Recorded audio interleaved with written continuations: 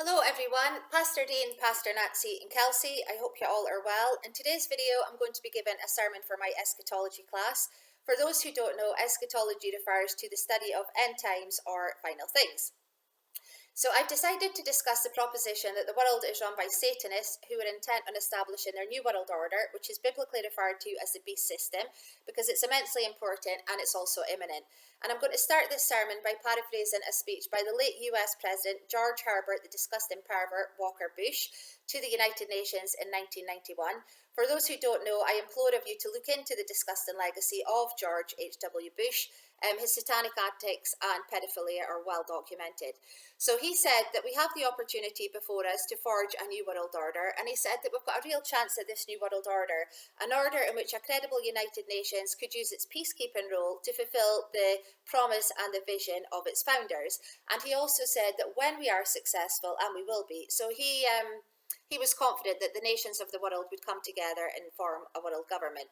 In addition to politicians pushing the globalist agenda, there's other connected people like financier Paul Warburg, for example, who notoriously said we shall have a world government whether we like it or not. The only question is whether it will be by conquest or consent. Sam Harris, academics like Sam Harris also insist that we need to have a world government, as do alleged philanthropists like Bill Gates, for example. Lest we forget beloved Jesuit Pope Francis, who also calls on a world government to solve world problems. If we go to the Bible then, we find, we hear about this beast system in Daniel chapter 2. So in this chapter, we hear about King Nebuchadnezzar's dream, which details the empires from Daniel's time until the end time.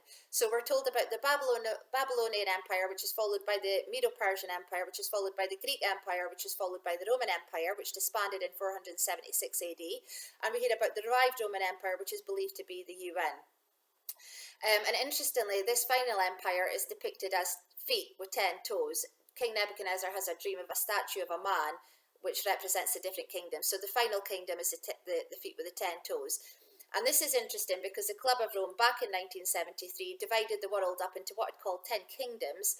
And so did NAFTA, the North American Free Trade Agreement. They similarly organized the world into 10 conglomerate states back in 1996 that would be ruled under a single form of governance. So King Nebuchadnezzar's dream that we're told about in chapter 2 corroborates with Daniel's dream that we're told about in chapter 7. So in this dream, we're told about 4 beasts that come from the sea, and these represent nations that shall arise. And the contention is that these are in existence now. They have arisen. They're here now. So the first beast is like a lion, the second beast is like a bear, the third beast is like a leopard, and the fourth beast is described as a terrible beast, and it's got 10 horns. And it's understood that the 10 horns corroborates with the 10 toes in King Nebuchadnezzar's dream.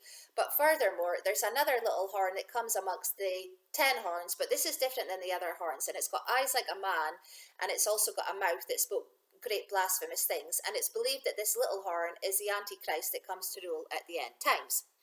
Daniel's dream in chapter 7 also corroborates with the book of Revelation, chapter 13, and we're also told about the beast system in the end times.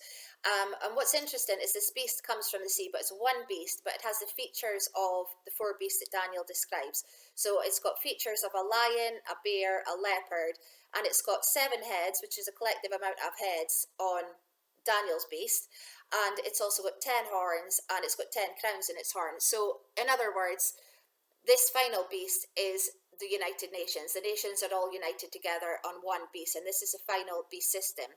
And we're told that the nations give their power to the beast, who is the dragon, who is Satan. Revelation chapter 13, verse 4 tells us that the whole world worshipped the dragon, who gave power to the beast, and they also worshipped the beast. It's like Satanists worship Satan. And it's also noted that the UN worships Lucifer, who is depicted as an angel of light in tandem with their theosophical beliefs.